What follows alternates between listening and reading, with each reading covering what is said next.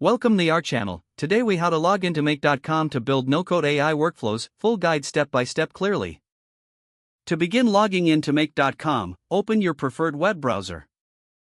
In the address bar, type www.make.com and press enter.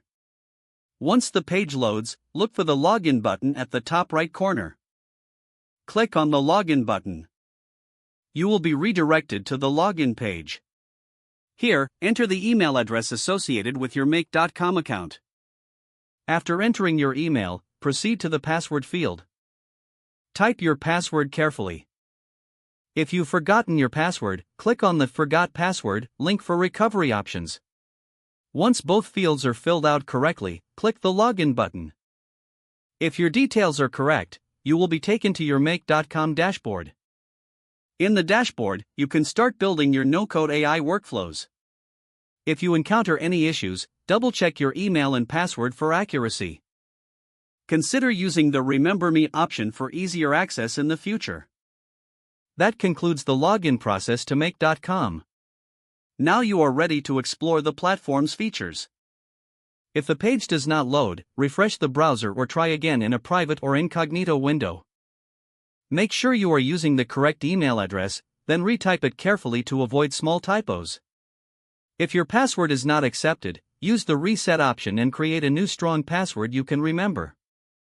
Check your spam folder for verification or security emails, then complete any requested confirmation steps. Enable two-factor authentication if available to improve account security and reduce unauthorized access risk. After signing in, review your profile details so your contact information and settings are accurate and current. If you see an error message, note it down and try again after restarting your device and internet connection. Log out when you finish, especially on shared devices, to keep your account and payment information secure. If the page does not load, refresh the browser or try again in a private or incognito window.